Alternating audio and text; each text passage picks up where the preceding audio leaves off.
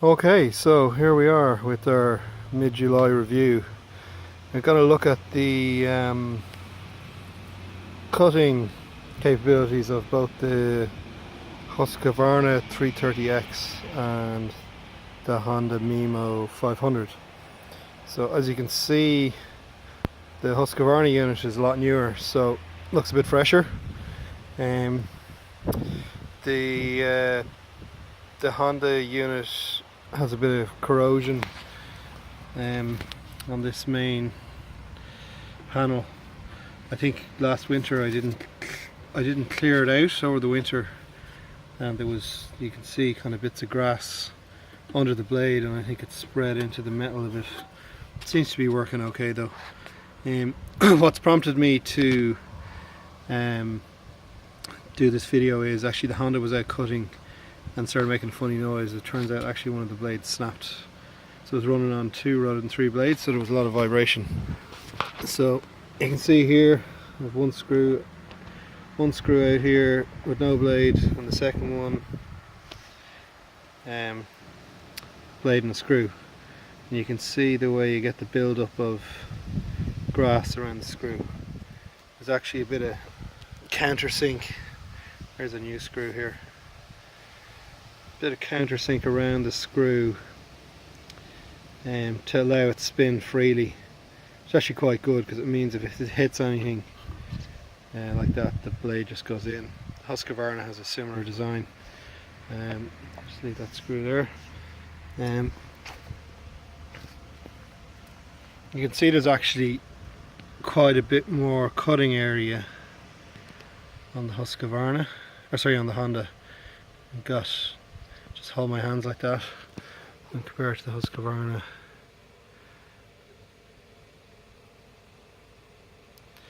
Although the blades are similar size, there's a good bit more on the Honda.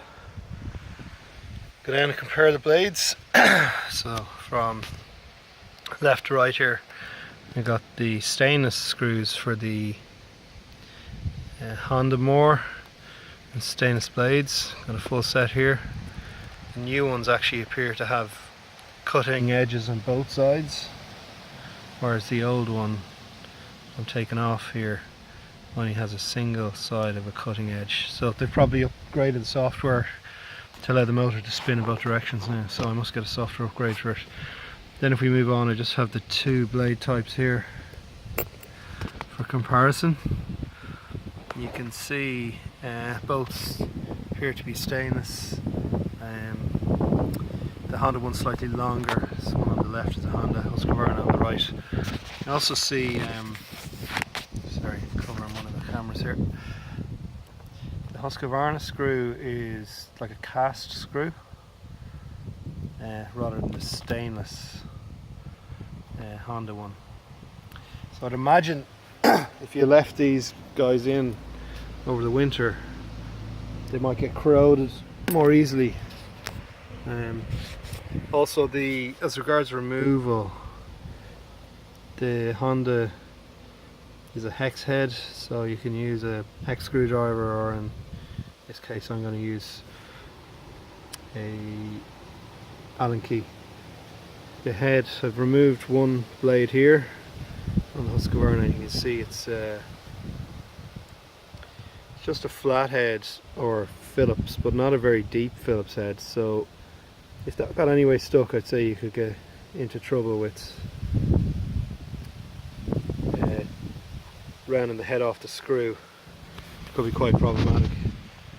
Access is via a small hole in that blanking plate. I think that this blanking plate's a great idea, because I think it means it can cut deeper grass as well. The Honda doesn't have it, and basically if you get into deep grass, there's a lot of friction. Apart from just the cutting area, you'll get a lot of friction on this, which basically stops, and the more will stop. So I think the Husqvarna definitely wins on that point. You see, this springs freely independently of the blade. So as regards removal and refitting, it's quite easy. I normally do a bit of cleaning before fitting the new blade.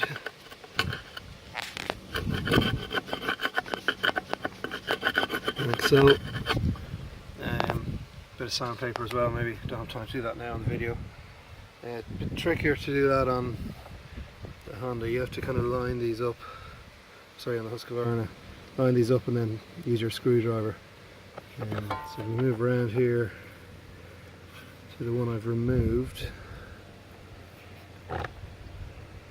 It kind of looks like a brass fitting. So maybe it is brass. You can see there's a build-up of grass around it as well. So try and clean that now. You can. It's kind of tricky because this thing moves around.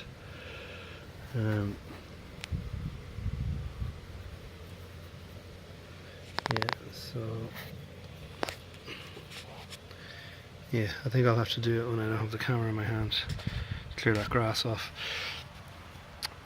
As regards wear, I think the Husqvarna blade probably quite doesn't need to be replaced yet, so I'll probably give it another week or two before I change it. Incidentally, the Honda power supply crapped out during the week, so got a complimentary new one from Honda, even though it's actually out of warranty. So I'll be plugging that in. Power lead here. Use the existing power lead. Connect up to this 24 volt PSU for the Honda base station. I'll hook that up and hopefully we'll be back up and running. I hope you gives you a good overview of the cutting blades and how you change them on both. As I said, a screwdriver required for Husqvarna flathead or Phillips, but I'd say you could round the heads off if you didn't use the right one, and Allen key for the other.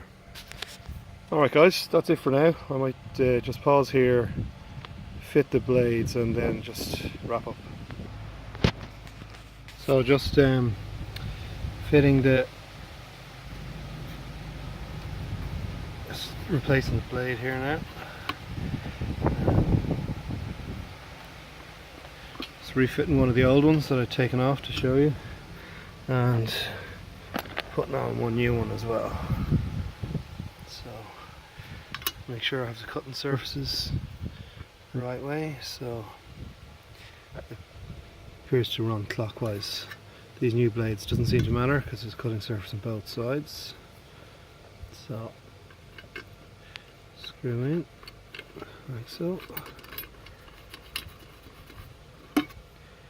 and yeah, nice hex head to do it, which is good. Well, obviously I'm having to do this single-handed because I'm holding the camera.